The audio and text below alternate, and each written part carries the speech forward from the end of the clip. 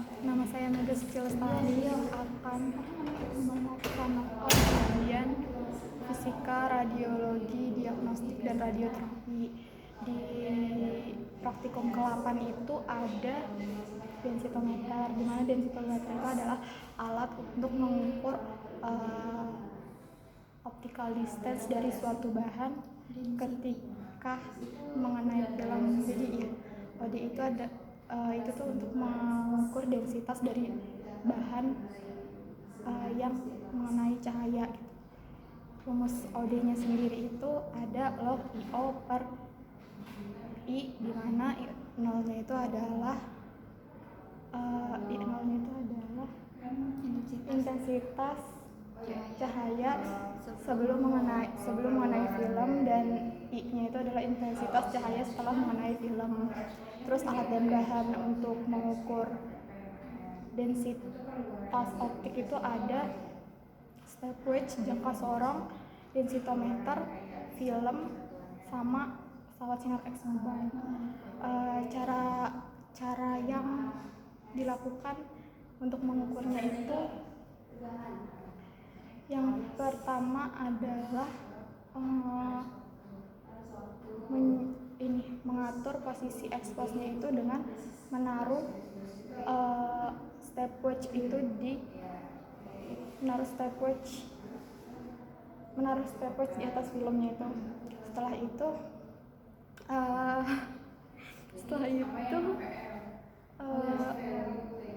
itu film diekspos. Setelah film diekspos itu kan dapat hasil filmnya.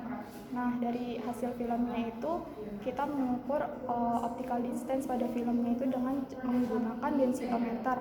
Cara penggunaan densitometer itu pertama kita menyalakan densitometer dengan menyambungkannya ke listrik. Setelah disambungkan ke listrik, kita menaruh film radiografinya itu pada posisi hijau, lampu ada kayak berkas hijau gitu di posisi reading head itu. Terus habis itu reading headnya itu ditekan sampai keluar angka. Habis itu dilepas setelah angkanya itu sudah stabil. Habis mengukur densitometer pada film, kita mengukur densitas dari stopwatch-nya dengan menggunakan jangka sorong. Habis itu ketebalan stopwatch-nya dengan menggunakan jangka sorong. Habis itu menganalisis hasil nilai OD dari film sama ketebalan pada stopwatch. Nah, habis itu kan didapatkan hasil grafik analisis, di mana semakin tebal bahannya itu maka densitas optiknya itu semakin kecil. Begitu juga sebaliknya, ketika bahannya tipis maka densitas optiknya semakin besar. Kesimpulannya, jadi densitometer itu adalah alat yang digunakan untuk mengukur densitas bahan pada film. Udah. Untuk analisisnya udah sih, Pak. Misalnya kalau tebal bahan stopwatch-nya tebal, terus citranya yang dihasilkan terang atau gelap? Tebal. Ya, bahan stopwatch-nya ini kan bahannya steel. Kalau tebal bahannya ini tebal, citra yang dihasilkan terang atau gelap? Gelap. Terang. Citra yang dihasilkan terang. Karena yang diserap bahan itu kan banyak. Jadi yang densitas yang dikeluarkan itu sedikit, makanya terang. Kalau tebal bahannya itu tipis, stopwatch-nya itu tipis, maka intensitas bahannya yang diserapnya itu sedikit, yang dikeluarkan itu banyak, makanya gelap. Terus juga aku mau nambahin, kan ini densitometer kan punya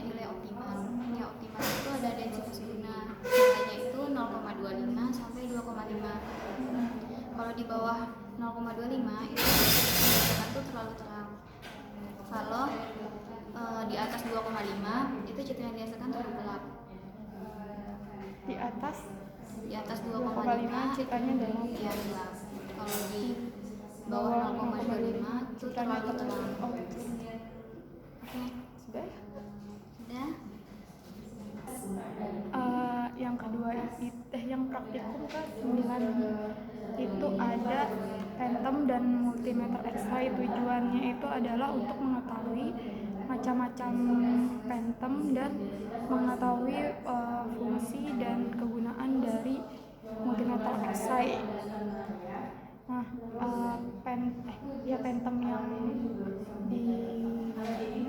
phantom yang digunakan itu ada phantom CTDI sama phantom mamografi. Setelah itu ada multimeter X-ray. Nah, Phantom CTDI itu digunakan untuk apa?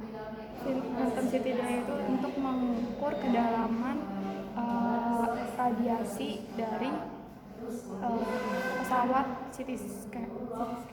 Untuk dosis Dosis mengukur dosis radiasi yang diterima dari dari pesawat dari tubuh pasien, dari phantomnya. Iya. Ya. Terus untuk ini spesifikasi phantom CTDI untuk spesifikasi phantom CTDI itu ada polymethyl methacrylate atau PMMI atau akrilik. Abis itu ada densitasnya itu sebesar 1,19 gram per centimeter kubik. Nah, habis itu ada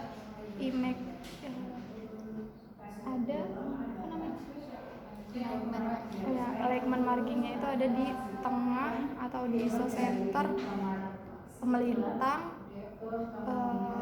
koronal sama sagittal. Habis itu ada model density aku lupa. Modulnya itu adalah densitas dari OD dikali panjangnya. Habis itu ada adult body-nya itu di 32 cm dikali 14,5 cm. Habis itu ada adult head itu di 16 cm dikali 14,5 cm. Habis itu ada pediatric headnya itu ada di 10 cm dikali 14,5 cm. Habis itu beratnya weightnya itu ada di 19,9 kg atau 30,5 lbs. Sama yang terakhir itu ada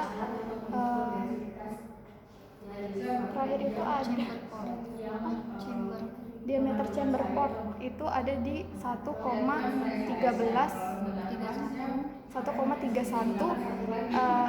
cm.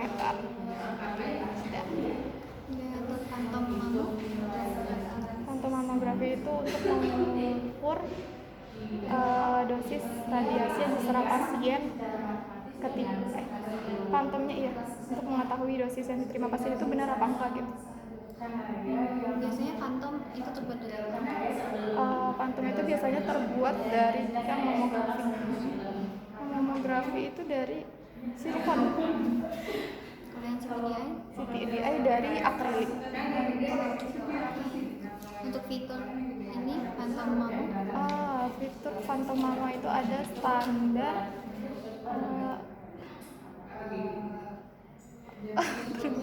standar yang digunakan untuk evaluasi gambar.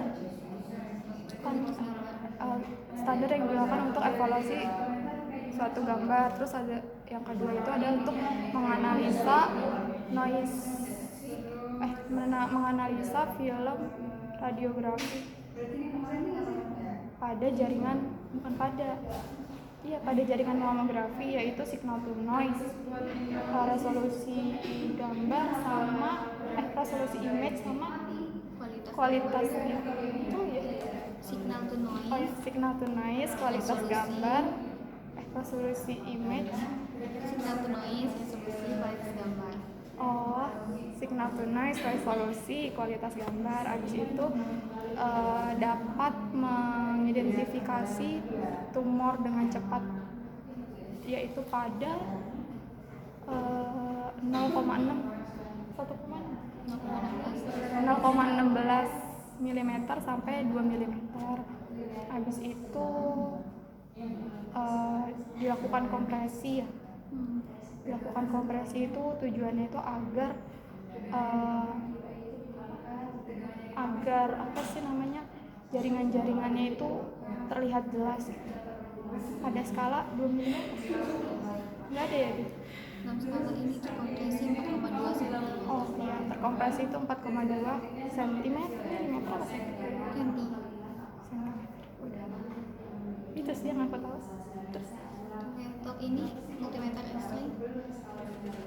Multimeter X-ray digunakan untuk mengukur nilai KVV, FAS,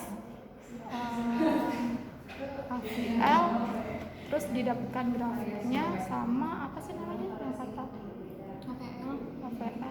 dosis, lagi dosis. Oh ya, dosis sama lagi dosis. Terus cara menggunakannya itu yang pertama menyalakan piranha multimeter X-ray-nya. Di situ setelah dinyalakan itu ada tanda udah nyala itu berwarna biru.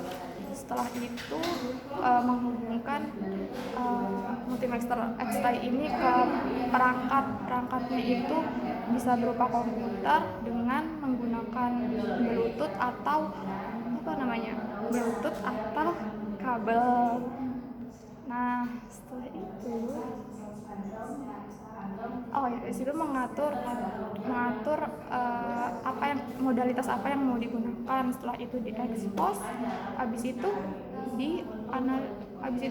pencatat hasilnya yang berupa KVV, waktu atau MAS, AVL, dosis sama laju dosis. Dan di situ juga menunjukkan grafik untuk dianalisisnya. Di situ sudah.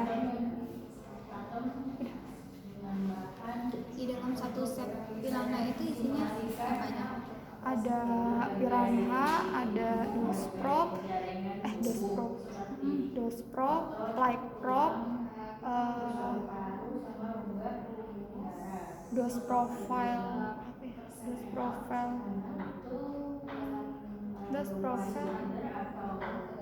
apa namanya? Ada kabel USB. Oh ya, ada kabel USB juga. Terus ada current probe. Oh ya, current probe, dose probe, light probe. Udah. Current probe tuh untuk apa? Current probe itu untuk apa lagi? Current probe digunakan untuk current probe digunakan untuk mengukur arus. Kalau light probe itu digunakan untuk cahayanya itu udah sesuai apa belum cahaya. Dose probe itu untuk mengukur dosisnya. Satu lagi loh itu kan ya, kalau USB itu untuk menyambungkan perangkatnya ke komputer. Udah. Ambilnya berapa meter? Aduh, nggak tahu lagi. 2 kali ya, sekitar 3 meter. Untuk ininya, kesimpulannya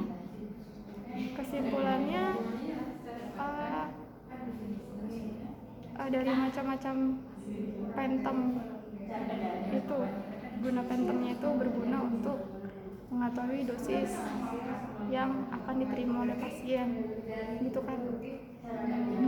Terus sama kalau dari kalau dari piranhanya itu untuk mengukur keluaran radiasinya. Ya? Untuk pantau mamografi pakai pesawat apa? Mamografi ya itu dong. Apa? Pesawat apa? Ultrasonografi dong, SG. Kalau ini CTDI, CTDI, CT scan. oke. Oke. Lanjut. Setelah itu Praktikum 10. praktikum 10 itu ada artificial intelligence dari radioterapi. Nah di situ tuh aku ngambil judul apa namanya? Judul jurnal yaitu aplikasi yang diperlukan dari model prognosikasi kecerdasan buatan atau AI dari CT pada pasien dengan kasus kanker paru yang menjalani radioterapi ablatif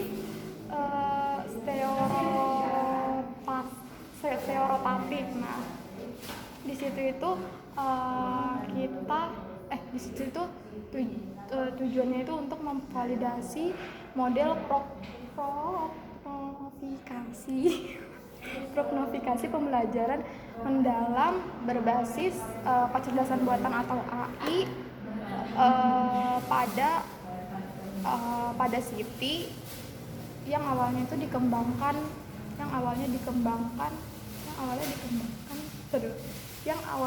dia itu dilakukan pembedahan gitu loh pada pengobatan kanker paru-paru itu. Terus abis itu metodenya itu dengan mengidentifikasi stadium tumornya, yaitu stadium T1. Terus abis itu ada stadium T1 jenis kelamin, terus pasiennya itu merokok atau tidak. Nah, habis diidentifikasi itu nanti didapatkan hasilnya. Nah, kesimpulan dari praktikum jurnal AI radioterapi ini itu adalah aku lupa. Ini. Jadi AI-nya itu kecerdasan buatan ini itu dia kayak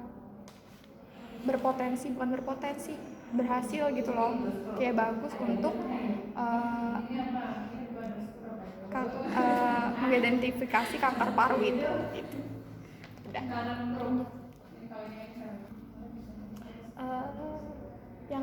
Jurnal kedua itu adalah jurnal AI dari radio diagnostik. Judulnya itu ada akurasi uji diagnostik pencitraan berbasis kecerdasan buatan untuk pasien kanker paru. Yang ditinjau itu adalah sistematis dan meta analisis. Nah, karena kanker paru itu adalah penyebab kematian terbesar di dunia, jadi dilakukan pembuatan model AI ini, model pencitraan berbasis AI.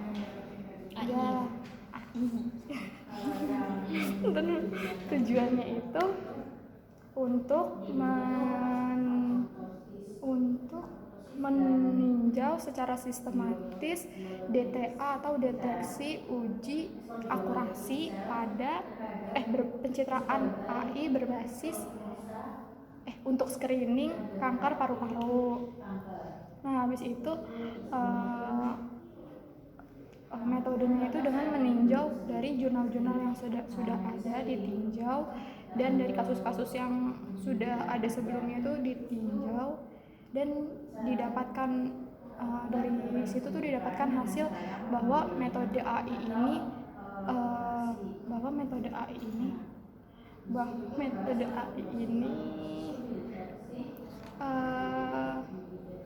sangat efektif untuk kanker paru-paru dengan menggunakan studi DTA tersebut, di mana DTA itu tadi diagnosis uji pokoknya uji akurasinya itu. Di situ tuh didapatkan hasil yang efektif. Sudah. Itu untuk jurnal kedua. Oke, lanjut. 20.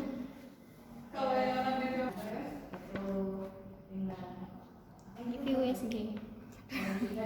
Review USG pertama aku lupa judulnya. Jadi review USG ini judulnya uji coba metode penelitian multimodalitas dari ultrasonografi dan foto akuistik. Nah, tujuannya itu untuk membandingkan hasil ultrasonografi yang biasa dengan multimodalitas, yaitu ultrasonografi dengan itu foto akuistik. Itu hasilnya itu citranya bagusan yang mana. Setelah itu metodenya itu dilakukan analisis itu dengan menggunakan gelombang suara dari ultrasonografi dan foto akuistik. Nah, karena gelombang suaranya itu terlalu rendah, maka citra yang dihasilkan itu terdapat artefak. Nah, setelah itu didapatkan hasilnya ya langsung. Didapatkan hasil dari praktikum dari penelitian itu bahwa hasil dari citra multimodalitas USG dengan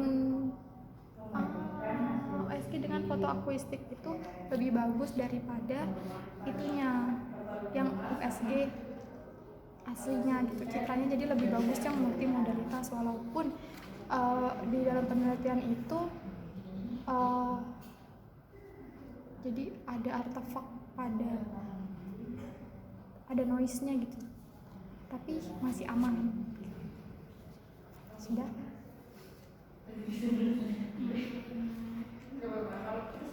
Lanjut. Setelah itu ada praktikum ke 11. 12. Iya, 12. Praktikum 12 itu ada quality control pada pesawat ultrasonografi. Nah, tujuannya itu agar kita mampu dan memahami bagaimana cara quality control dari pesawat ultrasonografi. Jadi pesawat ultrasonografi itu adalah pesawat yang digunakan untuk melihat gambar-gambar organ atau citra di dalam tubuh sekitar abdomen, paru sama abdomen, itulah pokoknya. Terus kualitas kontrol USG sendiri itu dilakukan untuk jaminan mutu atau jaminan keselamatan pada pasien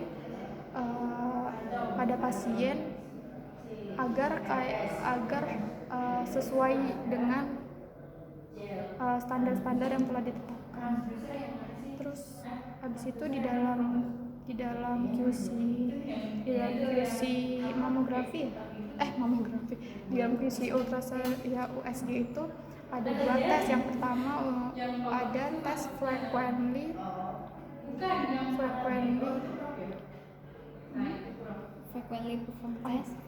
perform test sama less frequently perform test. Di frequently perform test tuh ada berapa tesnya?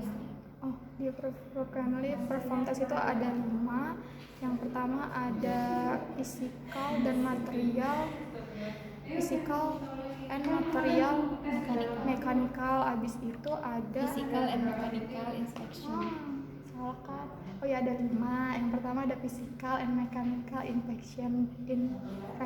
Yang kedua itu ada monitor display dan hard copy. Yang ketiga ada image uniformity. Yang keempat ada maksimum depth of visualization. Yang kelima itu ada akurasi apa ya?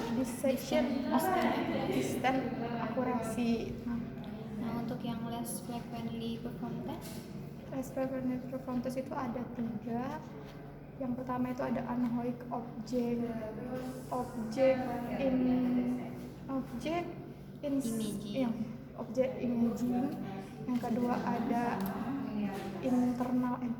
lateral axial, axial resolution.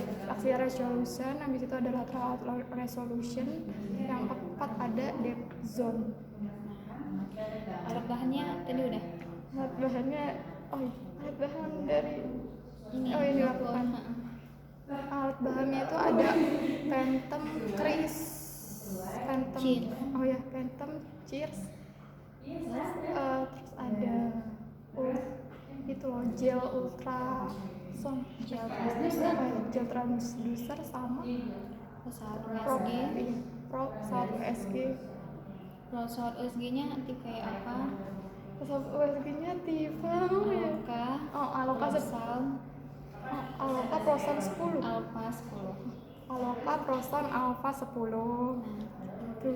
Itu mau nanya, transducer kan waktu di physical and mechanical inspection itu kan waktu kita praktikum kan di gedung D, itu tuh apa yang penilaiannya? Uji kedalamannya itu sampai apa ya? Itu enggak sih? Physical and mechanical ini kan bagian ini perangkatnya. Apa yang rusak kemarin tuh? Aduh, lupa yang rusak. Yang rusak probe-nya. Transducernya. Iya, transducernya, salah satu transducernya itu ada yang rusak. Yang apa?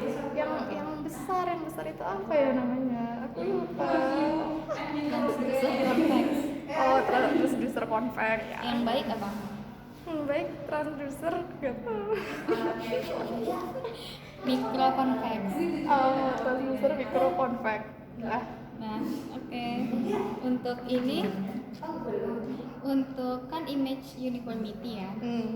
Misalnya kalau terjadi gangguan image uniformity, apa yang terjadi?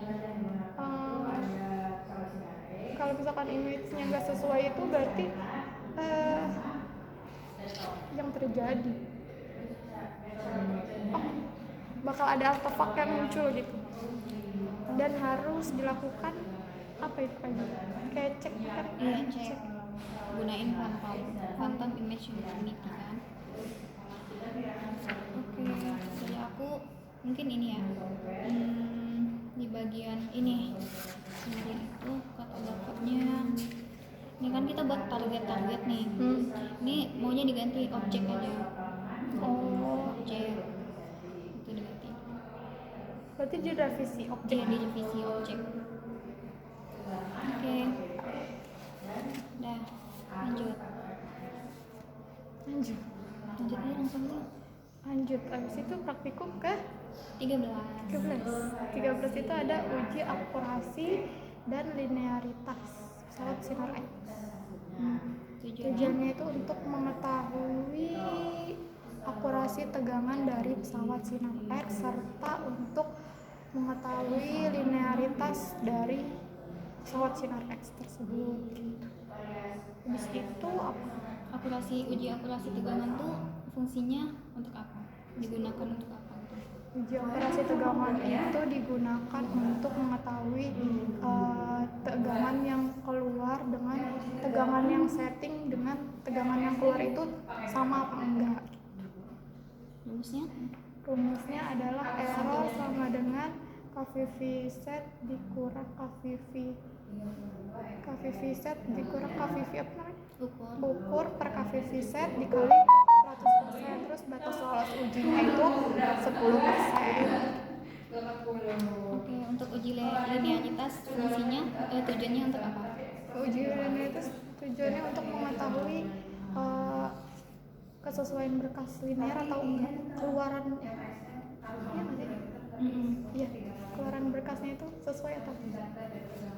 Ininya rumusnya kan ada koefisien linearitas tuh. Oh ya, koefisien linearitas itu rumusnya adalah CL max dikurang CL X max dikurang X min dibagi X max ditambah X min dikali Udah. X max itu apa? X max itu bahan bukan bahan Dosis yang diserap per satuan per ini MAS. dosis yang diserap. Oh ya. Jadi nanti ini kalau koefisien linear itu kan nanti mikrograde per MAS maksimal ditambah mikrograde per MAS minimal per mikrograde per MAS maksimal ditambah mikrograde per MAS minimal. Kan? Yuk. Kalau Untuk ini apa? Cara kerja. Cara kerja untuk akurasi ke dalam. Pertama itu tadi cara uji akurasi tegangan itu yang pertama kita itu mengatur posisi eksposnya, yaitu mengatur luas lapangannya. Setelah mengatur luas lapangannya itu mengatur apa piranya? Luas lapangan, sedangkan vokal spot itunya, vokal spotnya itu di 100 dan pada titik 0,0. Setelah itu faktor eksposi, masukkan faktor eksposi. Mengatur faktor eksposi sebesar mengatur faktor eksposi. Terus dilakukan expose 3 kali. Dilakukan expose 3 kali ya. Dan keluar hasil di ini kan di laptop kan disambungin sama pilihan multimeter. Keluar hasilnya. Terus didapatkan data kan KVP terukur sama KVP settingnya. Dimasukin ke rumus persen error. Iya, habis itu dianalisis kan? Iya. Ya, bentar aku ulang ya. Yang pertama kan ngatur posisi expose. Habis itu ngatur KVP sama MAS-nya. Habis ngatur KVP MAS dilakukan expose, habis dilakukan expose memasukkan hasilnya itu ke rumus yang tadi. Apa? Rumusnya? Persen error. Oh ya, persen error. Oke, untuk kan uji kelinearitasan itu kan kita ada buat grafik tuh. Itu boleh jelasin nggak? 20 lagi grafiknya. Ini aja. Uji kan koefisien kelinearitasan itu batas lolos ujinya 0,1 10%. kecil dari atau besar dari? Kurang dari. Oke. Terima kasih. Makasih. Dadah.